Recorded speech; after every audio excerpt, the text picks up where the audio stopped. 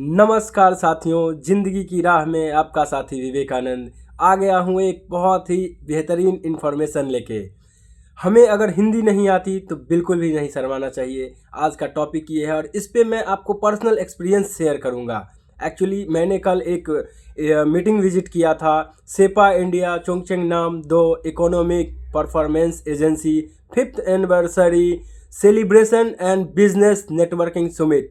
ये इंडिया और south Korea के बीच में था, जिसमें इंपोर्ट एक्सपोर्ट से रिलेटेड मीटिंग थी। मैंने उसमें विजिट किया था और मैंने वहाँ पे देखा कि जो कोरियन लोग थे उनको कोरिया में बोलने में बिल्कुल भी शर्म नहीं आ रही थी। हमें समझ नहीं आ रहा था तो उसके लिए ट्रांसलेटर था।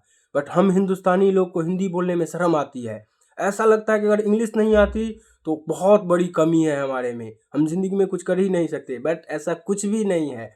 अगर हमें इंग्लिश नहीं आती, ऐसा नहीं कि इंग्लिश नहीं आना चाहिए, बिल्कुल आना चाहिए। ज्ञान जितनी भी ज़्यादा हो, जितनी लैंग्वेज जाने वो बुरा नहीं होता, बिल्कुल अच्छा होता है। ज्ञान जितना ज़्यादा हो उतना अच्छा होता है। बट अगर हमें इंग्लिश नहीं आती तो ऐसा नहीं है कि हमें कुछ आता ही नहीं है। हिंदुस्तान में है तो हिंदी बोल सकते हैं, वो हमारी मातृभाषा है और उसमें बिल्कुल भी शर्माना नहीं चाहिए। मैं आज आप लोगों के साथ एक्चुअल और प्रैक्टिकल कल का एक्सपीरियंस शेयर कर रहा हूँ। मुझे लगा कि मैं भी बहुत टाइम पहले हिंदी बोलना बहुत बुरा लगता था कि अगर इंग्लिश नहीं आती है तो मैं ज़िंदगी में कुछ कर ही नहीं सकता हूँ।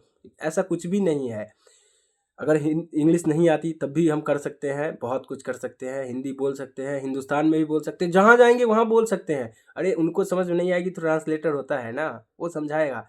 बट हमें हिंदी बोलने में शर्माना नहीं चाहिए, बिल्कुल बोलना चाहिए। और कंट्री के लोग अपने भाषा में बात करने में शर्माते नहीं हैं, उनको अपनी भाषा में बात करना गर्व महसूस होता है। फिर हम क्यों, हम भी कर सकते हैं, बिल्कुल कर सकते हैं। इसलिए अगेन मैं कहना चाहूँगा कि ज़्यादा से ज़्यादा नॉलेज लेना चाहिए। लेकिन अगर हमें इंग्लिश नहीं आती तो शर्माना नहीं चाहिए। हिंदी में बेझिझक जहाँ कहीं भी हो वहाँ बात कर सकते हैं और खुल के बात कर सकते हैं।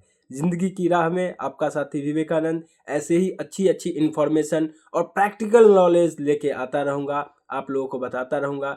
एक्चुअली ये चीज़ें मैं पहले भी शेयर करता था, लेकिन जो मेरे आसपास के लोग रहते थे 2 4 5 10 20 25 50 लोगों को। बट अब मैं चाहता हूँ कि ये हज़ारों और लाखों लोगों को बताऊँ, एक पर्सनल एक्सपीरियंस प्रैक्टिकल चीज़ें शेयर करूं। इसलिए मैं इस यूट्यूब चैनल पे जुड़ा हूं, जिससे कि आप लोगों को मैं अच्छी अच्छी इन्फॉर्मेशन देता रहूं।